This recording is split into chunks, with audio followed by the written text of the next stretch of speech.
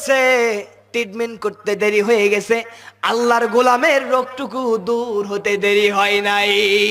ইয়া রাসূলুল্লাহ, আসার পথে আমাকে কিছু হাদিয়া দিয়েছে। নবীজি বলছেন, সাহাবী, এই হাদিয়ার সম্পদ একা একা ভক্ষণ করবা না, এই হাদিয়ার সম্পদ আমি রাসূলুল্লাহর জন্য এক ভাগ রেখে দাও। আল্লাহু আকবার কও। এই জন্য হাদিয়া খাওয়াতে কোনো দোষ, আরো জোরে করেন, কোনো দোষ। এখন যদি পাঙ্গা চুক্তি যদি হাদিয়া চান তাহলে কি হবে? মুসলমান ভাইয়ের আমার, হাদিয়াতে কোনো দোষ নাই। বন্ধু বান্ধবদের ক্ষেত্রে হাদিয়া দিবেন। শীতের সময় একটা মাফলার কিনে দিবেন, একটা টুপি কিনে দিবেন, শীতের সময় একটা গেঞ্জি কিনে দেবেন। কয় টাকা লাগে, ঠিক না ভাই? ঠিক। একটা গোল্লের প্যাকেট কিনতে গেলে কত টাকা লাগে? 150 টাকা মনে হয়। কত দাম কেউ কয় না, আরে চালাক মানুষ, যে হুজুর দাম শুনে একদম বলে আবার বাস দেয়। মুসলমান ভাইরা আমার, এই জন্য নবীজি বলছেন, হাদিয়া দাও, হাদিয়া নাও, মোহাব্বত বাড়বে হাদিয়া দেওয়ার মাধ্যমে। পড়ি সুবহানাল্লাহ। নবীজির সাহাবী চলে আসলেন।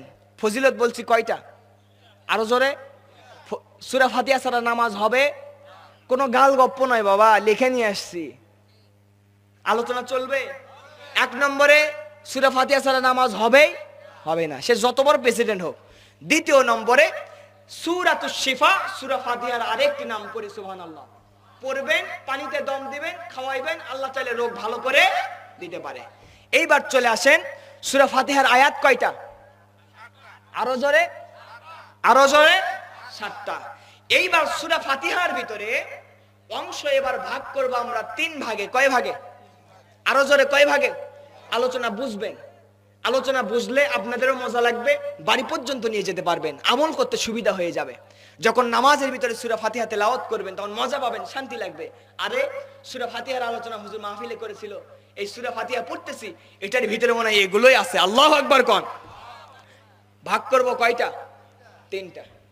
1 নম্বরে রবের পরিচয়। কার পরিচয়? রবের প্রশংসা। 2 নম্বরে রবের প্রশংসা আপনি কে করছেন, আপনার পরিচয়। 3 নম্বরে রবের কাছে আপনি কি চাচ্ছেন। আল্লাহু আকবার কোন। আল্লাহ রাব্বুল আলামিন সূরা ফাতিহা নাজিল করে ফেললেন। সূরা ফাতিহার ভিতরে ভাগ করে নিলাম 3টা। 1 নম্বরে হলো রবের পরিচয়, রবের প্রশংসা। 2 নম্বরে হলো আপনি কে রবের প্রশংসা করছেন, আপনার পরিচয়। 3 নম্বরে রবের আপনি প্রশংসা করে এতক্ষণ পর্যন্ত কি চাইলেন, এই 3টা আলোচনা করে আমার আলোচনা শেষ করব ইনশাআল্লাহ। 1 নম্বর সেক্টরে চলে আসেন, রবের পরিচয়। আল্লাহ রাব্বুল আলামিন ডাক দিয়ে বলতেছেন, বান্দারে সূরা ফাতিহার আলোচনা শুনতে বসে গেছো, আমি রব জানায়া দিচ্ছি, তোমরা শুনে নাও। আল্লাহ রাব্বুল আলামিন ডাক দিয়ে বলছেন, আলহামদুলিল্লাহি রাব্বিল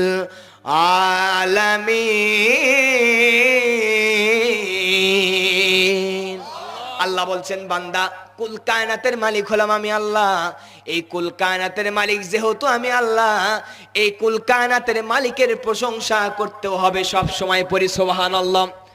2 নম্বরে রবের প্রশংসা করতেছে আল্লাহ। শুধু তোমার প্রশংসা করলাম তা নয়, শুধু তোমার প্রশংসা করলাম তা নয়, বান্দাকে লক্ষ্য করে আল্লাহ তাআলা ডাক দেয়া বলতেছেন, বান্দারে তাহলে তুমি এখন কি বলতে চাও বলো দেখি। আল্লাহর বান্দা নামাজের ভিতরে, সালাতের ভিতরে ডাক দেয়া জানায় দিচ্ছে, আল্লাহ তোমার কাছে এবার পড়ে নিলাম আর রহমানির রহিম।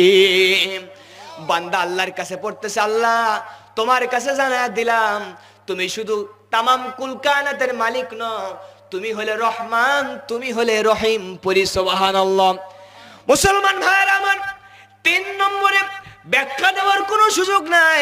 আল্লাহ তাআলার কাছে এবার স্বীকারোক্তি দিচ্ছে, আল্লাহ সমস্ত প্রশংসা তোমার, তুমি রহমান, তুমি রহিম, এতটুকুতেই আমি ক্ষান্ত হয়ে যাই নাই, তুমি হয়ে গেলেন। 1 নম্বরে এবার জানায় দিলাম, আল্লাহ তোমার এবার মর্যাদা স্বীকার করে নিচ্ছি। আল্লাহ তাআলা ডাক দিয়ে জানায় দিচ্ছেন, বান্দারে তুমি এবার কি বলতে চাও বলো। বান্দা এবারে ডাক দিয়ে বলতেছেন, মালিকি ইয়াউমিদ্দিন।